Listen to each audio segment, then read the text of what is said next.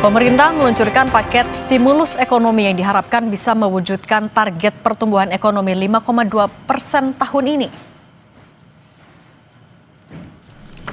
Pemerintah mengumumkan paket stimulus ekonomi yang disebut 8+4+5. Pengumuman ini dilakukan Menko Bidang Perekonomian Airlangga Hartarto usai Presiden Prabowo Subianto menggelar rapat bersama sejumlah Menteri Bidang Ekonomi di Istana 15 September 2025. Kebijakan yang akan diambil, yang kita beri nama program paket ekonomi di tahun 2025 ini, yang terdiri dari 8 program akselerasi di 2025, 4 program yang dilanjutkan di 2026, dan 5 program yang terkait dengan andalan pemerintah untuk penyerapan tenaga kerja. Pertama, 8 program akselerasi terdiri dari magang, perluasan PPh 21 ditanggung pemerintah, bantuan pangan, diskon iuran BPJS Jam Sostek, program perumahan, padat karya, percepatan deregulasi, dan program perkotaan. Kedua, stimulus ekonomi lewat 4 program yang berlanjut di 2026, terdiri dari perpanjangan PPh final, stimulus pendapatan bagi pekerja pariwisata, stimulus pekerja industri padat karya, dan diskon iuran JKK dan JKM bukan pekerja upah. Ketiga, stimulus ekonomi bidang 5 program andalan penyerapan tenaga kerja, terdiri dari Koperasi Desa Merah Putih, Kampung Nelayan Merah Putih, revitalisasi tambak Pantura, modernisasi kapal nelayan, dan program perkebunan rakyat.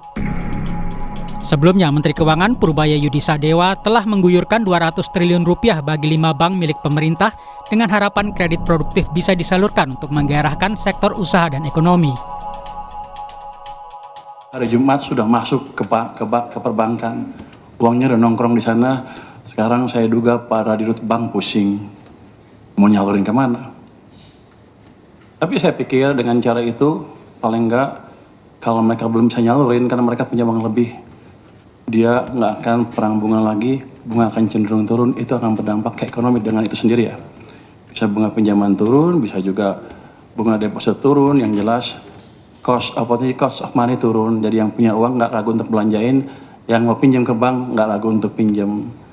Untuk alokasinya sebetulnya niat saya adalah suka-suka banknya. Tapi kalau banknya agak bingung, nanti ada guidance di mana mereka bisa memanfaatkan uang itu untuk membantu program-program unggulan pemerintah. Pengemudi ojek daring menyambut baik kabar diskon 50% iuran BPJS Ketenagakerjaan yang diberikan pemerintah. Pengemudi ojek daring berharap stimulus yang diberikan tak hanya tahun ini saja, tapi untuk seterusnya. Saya sih sangat setuju, Kak, karena memang penting sih kalau BPJS Ketenagakerjaan ya. Apalagi dibiayain separohnya sama pemerintah, sangat membantu sekali, Kak.